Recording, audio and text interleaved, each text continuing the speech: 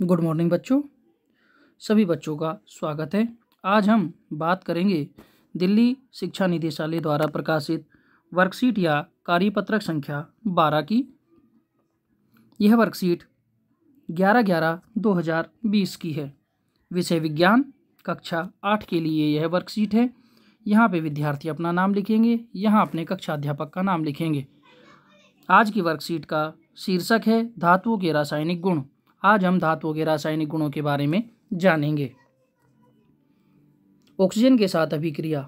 पहला पॉइंट है ऑक्सीजन के साथ अभिक्रिया। धातुएं ऑक्सीजन से अभिक्रिया कर धातु ऑक्साइड बनाती है। धातु plus oxygen is equal to धातु ऑक्साइड। पिछली कक्षा में हमने जाना था कि मैग्नीशियम रिबन को वायु में जलाने पर सफ़ेद रंग की राख के रूप में मैग्नीशियम ऑक्साइड बनता है। ये देखिए, इस चित्र को ध्यानपूर्वक देखेंगे।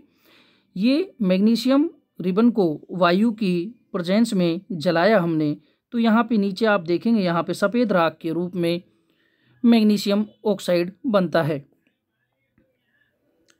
पर सफ़ेद रंग की राख के रूप में मैग्नीशियम ऑक्साइड बनता है। लोहे की वस्तुओं को वायु में खुला रख देने पर वायु की ऑक्सीजन व नमी से क्रिया कर आयरन ऑक्साइड बनता है।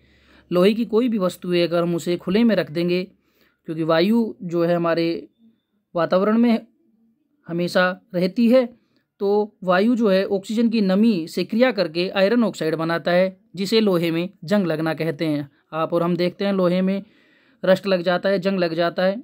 ये अभिक्रिया कैसे होती है? Iron Fe plus oxygen O2 plus जल H2O। हाइड्रोजन के 2 अणु, ऑक्सीजन का 1 अणु। ऑक्सीजन के 2 अणु Fe, फेरस या आयरन, ये आयरन ऑक्साइड बनाते हैं। इनकी जब अभिक्रिया होती है, आयरन प्लस ऑक्सीजन प्लस जल की जब अभिक्रिया होती है, तो आयरन ऑक्साइड बनते हैं Fe2O3। Magnesium Mg plus oxygen O2, इन दोनों की जब अभिक्रिया होती है तो मैग्नीशियम ऑक्साइड का निर्माण होता है, MgO का निर्माण होता है। जब कॉपर के बर्तन को लंबे समय तक नम वायु में खुला रखा जाता है तो उस पर एक हल्की हरी परत जमा हो जाती है।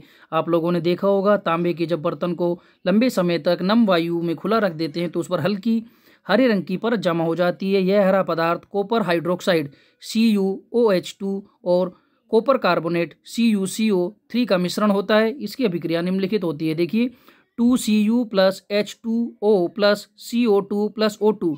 नम वायु की उपस्थिति में जब इनकी अभिक्रिया होगी तो CuOH2 प्लस CuCO3 बनेगा। हम एक क्रियाकलाप के द्वारा जानेंगे कि धातु के ऑक्साइड की प्रकृति अम्लीय होती है या क्षारीय होती है। हमें इसके लिए क्या क्या चाहिए? एक लोहे की जंग हमें चाहिए। लोहे की जंग, जो लोहे पे जंग लग जाती है, रस्ट हो जाती है, वो थोड़ा हम इकट्ठा कर लेंगे लोहे पे से। हल्दी पेपर, लिटमस पेपर, लाल व नीले रंग का सूचक और टेस्ट ट्यूब। रस्ट जिसे जंग भी कहते हैं, कोई एक टेस्ट ट्यूब में इकट्ठा किया और उसको पानी में घोला। रस्ट पानी में नहीं घुल पाता है, आप रस्ट की जगह मैग्नीशियम ऑक्साइड ले सकते हैं। जो रस्ट होता है, जंग होता है, वो पानी में नहीं घुलता है, तो उसकी जगह हम मैग्नीशियम ऑक्साइड ले सकते हैं। मिश्रण को थोड़ी देर तक हिलाया और नीले और लाल लिटमस व हल्दी के सूचक से टेस्ट किया। हमने देखा कि रस्ट लाल लिटमस को नीला कर देती है और हल्दी के सूचक को लाल कर देती है। अतः हम कह सकते हैं कि धातु के ऑक्साइड क्षारीय होते हैं। तो धातु के ऑक्साइड की प्रकृति कैसी होती है बच्चों? क्षारीय होती है, एल्काइन होती है, बेसिक होती है। ये देखिए, ये टेस्ट ट्यूब है, ये प्रयोग चित्र द्वारा समझाया गया है। ये यहाँ पे टेस्ट ट्यूब है, इसमें ये हमने रस्ट या जंग है, या इस प्लेट में यहाँ पे रेड लिटमस पेपर, ये रस्ट सस्पेंशन, ये जो विलयन है रस्ट का, ये इस प्रकार इस चित्र के द्वारा भी हम इस प्रक्रिया को आसानी से समझ सकते हैं। जल के साथ अभिक्रिया। अब जल के साथ किस प्रकार से अभिक्रिया करेंगे? धातुएं जल से अभिक्रिया कर धातु ऑक्साइड बनाती है। जब धातु जल से अभिक्रिया करती है तो धातु ऑक्साइड बनाती है और हाइड्रोजन गैस उत्सर्जित होती है। उस क्रिया में हाइड्रोजन गैस उत्सर्जित होती है, निकलती है। धातु प्लस जल, क्या होगा बच्चों? इसमें धातु ऑक्साइड बनेंगे और हाइड्रोजन गैस निकलेगी। सोडियम धातु बहुत अधिक अभिक्रियाशील होती है। जो सोडियम धातु है वो बहुत अधिक अभिक्रियाशील होती है। यह ऑक्सीजन और जल के साथ बहुत तेजी से अभिक्रिया करती है। जो सोडियम धातु होती है वो ऑक्सीजन और जल के साथ बहुत तेजी से अभिक्रिया करती है, जिसमें बहुत अधिक ऊष्मा उत्पन्न होती है। इसलिए सोडियम को मिट्टी के तेल में रखा जाता है।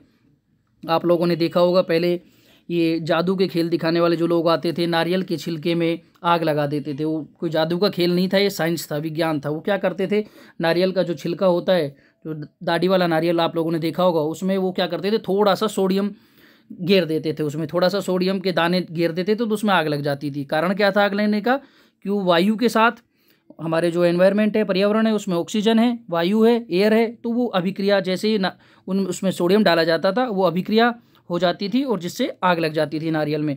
सोना जल के साथ कोई अभिक्रिया नहीं करता।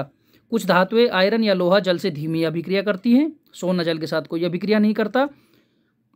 अतः हम कह सकते हैं कि सभी धातुएं जल के साथ अलग अलग गति से अभिक्रिया करती है। जो सभी धातुएं होती है वो जल के साथ उनकी जो अभिक्रिया की गति होती है वो अलग अलग होती है, किसी में स्लो होती है, किसी में फास्ट होती है। ये चित्र में दिखाया गया है सोडियम एंड वाटर का। स्वयं को जांचिए। अब इस वर्कशीट से संबंधित कुछ प्रश्न हैं। सोडियम, पहला प्रश्न है, सोडियम धातु को मिट्टी के तेल में क्यों रखा जाता है? तो क्यों रखा जाता है बच्चों? क्योंकि सोडियम ऑक्सीजन और वायु की उपस्थिति में बहुत ही जल्दी अभिक्रिया करता है। सोडियम जो है अभिक्रियाशील धातु है, इसलिए इसे मिट्टी के तेल में रखा जाता है। मैग्नीशियम रिबन को जलाने पर क्या बनता है? तो बच्चों हमने देखा था मैग्नीशियम रिबन को जलाने पर सफ़ेद राख के रूप में सफ़ेद रंग की मैग्नीशियम ऑक्साइड बनते हैं। लोहे के दरवाजे व खिड़कियों को पेंट क्यों किया जाता है? लोहे के खिड़की व दरवाजों को जंग या रस्ट से बचाने के लिए पेंट किया जाता है। धातु के ऑक्साइड की प्रकृति कैसी होती है? तो प्यारे बच्चों, धातु के ऑक्साइड की प्रकृति क्षारीय होती है। इन क्वेश्चन आंसर को आप यहाँ से देख सकते हैं आपकी सुविधा के लिए।